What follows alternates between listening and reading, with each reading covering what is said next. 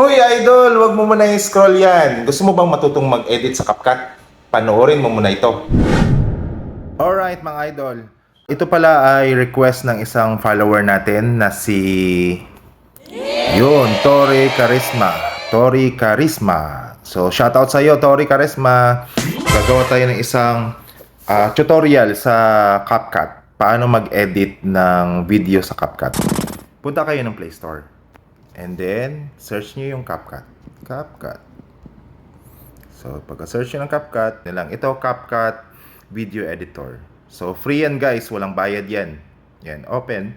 And then, new project.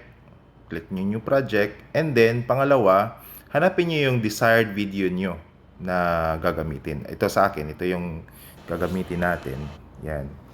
Tapos, dito sa main screen ng CapCut, nandito yung mga function. Kung nakikita nyo, nandito yung edit.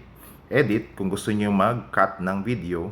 Tapos, nandito yung audio, may text, may overlay, may effects, may ratio. Yung ratio, ito yung kung anong gusto nyong frame ng video nyo. Anong gusto nyong kakalabasan ng video nyo sa pag-upload. Halimbawa, pwedeng fit lang kung ano yung kuha nyo, as original na siya, same as original, or 9:16 or 1:1 yung sa yung sa Instagram, or 16:19. Pero ang gagamitin natin yung 19:16 or yung fit na lang as original. So, yun. Okay? So, ayan. So, ayan mga idol, dito na tayo mag-focus sa editing. Sa editing naman, ito yung intro natin kanina. So, sa start tayo kung saan natin gustong simulan yung ating video. Dito guys, kung nakikita nyo yung split, ito. Yan. Kung nakikita nyo yung split, pindutin nyo lang yan guys. Pindutin nyo lang yan. Mag-split yan ang video. So, dito yung gusto ko. Diyan. Edit natin. Yan.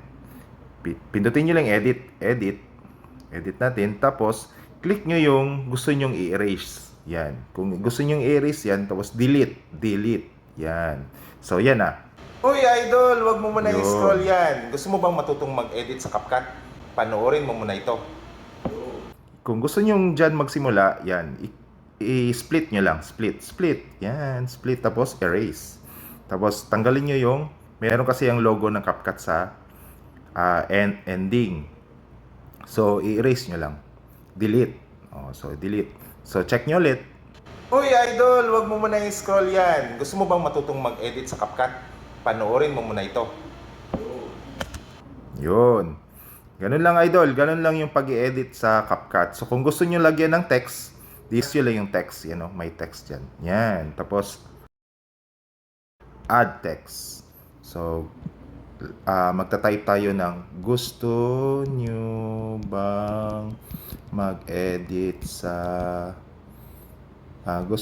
gusto nyo bang matuto mag-edit sa CapCut? Yan, mali pa. Yan, mali pang spelling. Yan, CapCut. Yun. Tapos, drag nyo lang, tapos lagyan nyo ng ayusin nyo yung paragraph nyo or yung line ng sentence nyo. Yan. So, automatic yan, naka-centered ang kanyang position. So, ayusin nyo lang. Ganyan. So, kung gusto nyo maghanap ng magandang effects or style sa text nyo, marami naman ditong mga presets. Pero ang ginagamit ko ito. Yan. Tapos, balik tayo sa font. Yan. Balik tayo sa font. Hanap tayo ng magandang text. Yan. Montserrat ang minsan ginagamit ko. Or ito. Yan. So, yan. Para mabasa. So, yun.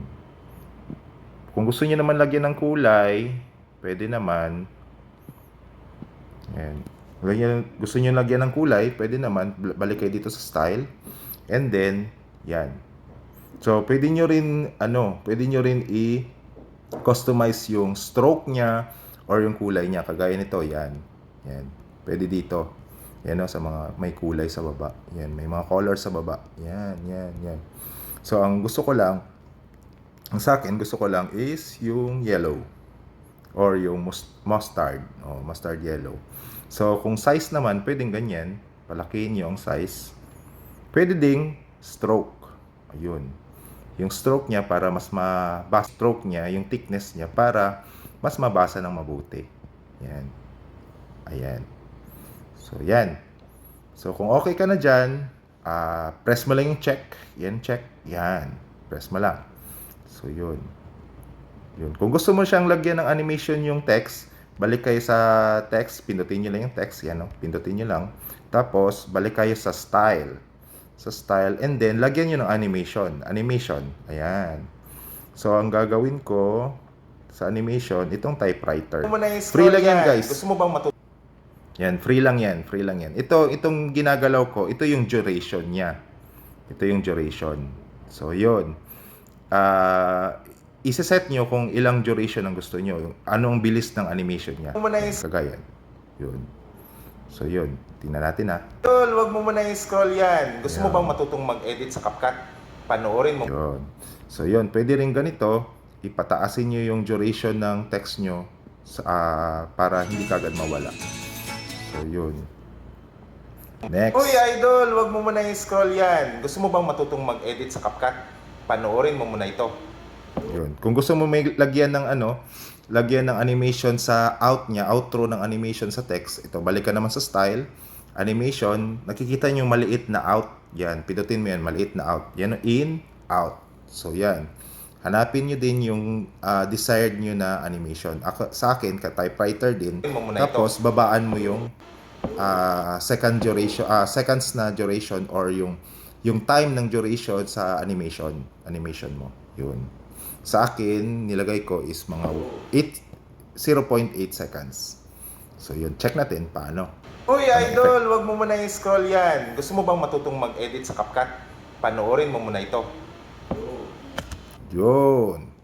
So, yun. Kung okay ka na dyan, mga idol, pwede mo na siyang i-export. So, pindutin mo lang yung arrow pataas. Yung arrow pataas, free lang yan. May mga pro version ito, pero free lang itong ginawa natin. Tapos, click mo yan, and export. So, ayan. Mayroon ka ng bagong video. So, that's it. Follow for more!